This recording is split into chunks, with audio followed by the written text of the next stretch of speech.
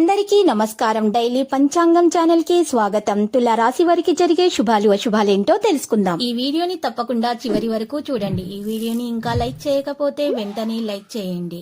ప్రతిరోజు మీ రాశి ఫలాలు అందరికంటే ముందుగా తెలుసుకోవాలంటే క్రింద కనిపిస్తున్న రెడ్ కలర్ సబ్స్క్రైబ్ బటన్ ని క్లిక్ చేసి ప్రక్కనే ఉన్న బెల్ బటన్ ని యాక్టివ్ చేయండి. అలాగే ఈ వీడియోని తప్పకుండా మీ మిత్రులందరితో షేర్ చేయండి. ఈ రోజు మొత్తం ప్రపంచంలో మీరే అదృష్టవంతులు అని మీకు అనిపిస్తుంది. ఈ రోజు మీరు మీకు నచ్చిన అందమైన స్త్రీతో బయటకు వెళ్లి సినిమాల శిఖాలని జాలీగా గడపడానికి ప్రయత్నాలు అయితే చేస్తారు. మీ కుటుంబ సభ్యుల భావాలపై మీరు ఈ రోజు నియంత్రణ చేయాల్సి ఉంటుంది. మీకు ఇష్టమైన వారి మంచి మూడ్లో ఉంటారు. మీకోసం ఆందోళన పెంచే కార్యక్రమాలను ఈరోజు నియంత్రించుకోండి. కష్టమైనటువంటి ఆహార పదార్థాలను తినకండి, లేకపోతే జీర్ణ వ్యవస్థ అస్తవ్యస్తమైపోతుంది. కడుపుకు సంబంధించినటువంటి వ్యాధులు వచ్చే అవకాశం కూడా ఉంది. అయితే ఈరోజు మీ యొక్క పెద్దల ఆరోగ్యం జాగ్రత్తగా చూసుకోవాలి. బీపీ, షుగర్ టెస్ట్ చేయించాల్సి ఉంటుంది. ఇక వారి చిన్నపిల్లల ఆరోగ్యం కూడా జాగ్రత్తగా చూసుకోవాలి. వారికి మంచి చల్లటి పానీయాలు అందించవలసి ఉంటుంది.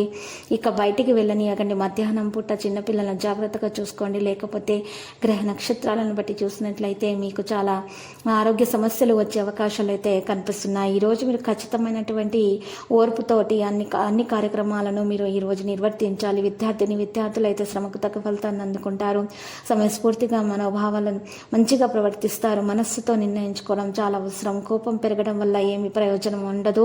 ఒత్తిడి పెరిగిపోతుంది మరియు మానసిక వేదన కూడా పెరుగుతుంది. కాబట్టి కోపాన్ని నియంత్రించుకోండి. తన కోపమే తనకు శత్రువు. కాబట్టి మీరు ఈరోజు మీ శత్రువును ఓడించడానికి సిద్ధమైపోండి.